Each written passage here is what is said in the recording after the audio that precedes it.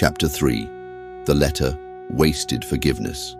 Story by Armand Delanchian.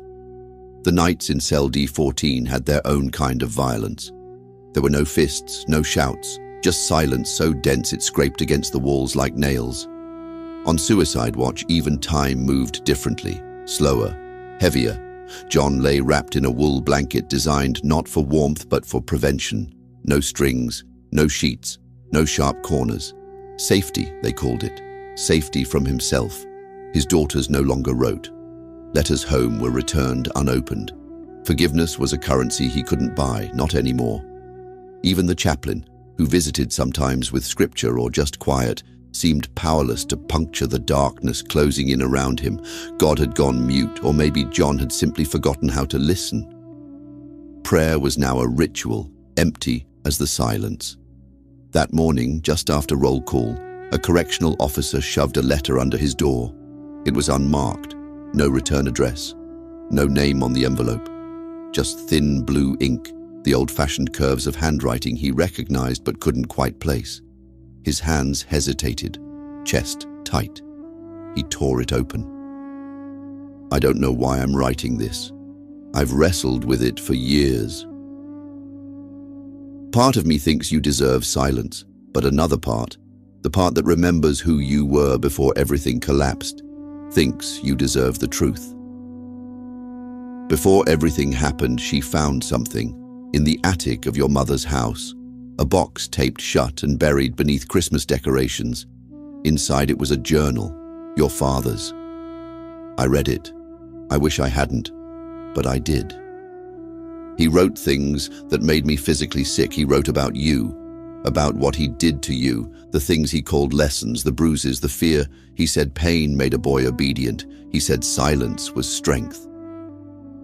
Your mother knew. She helped him hide it, covered it, lied for him, protected him from consequences.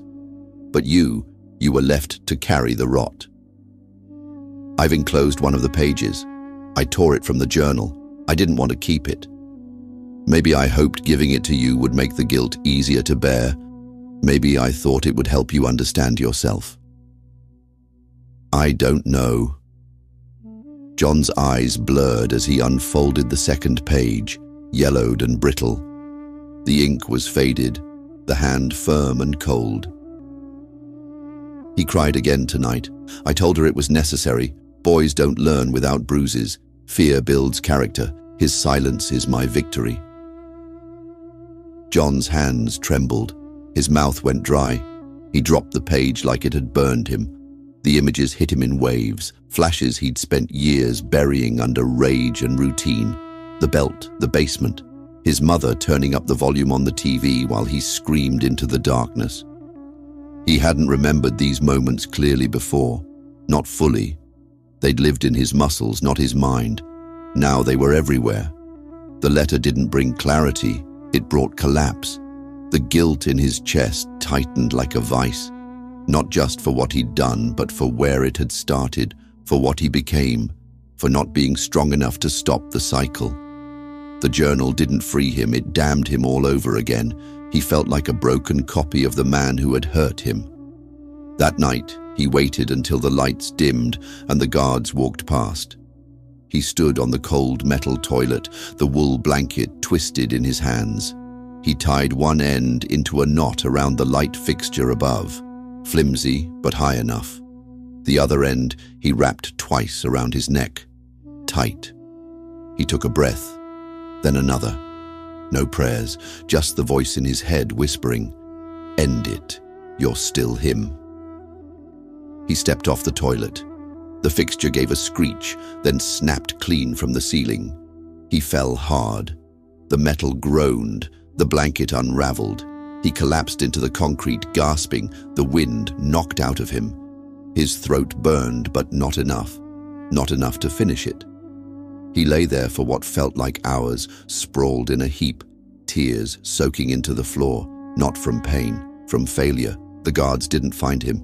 He fixed the blanket, hid the bent light cover, said nothing.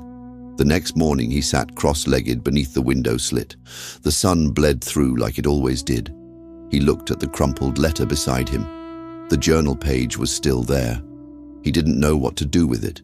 He wasn't ready to speak. He wasn't ready to live, but something had been cracked open inside him, and whether it killed him or saved him, he didn't know.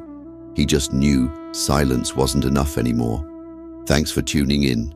Make sure to join us next week for Chapter 4 of Wasted Forgiveness, as John gets an unexpected visit. Don't forget to subscribe to our channel and stay tuned for the very first episode of our podcast, The Real Grind. Visit us at 4dlegacystudios.com, and remember, hope is a choice you can make, even when it feels impossible.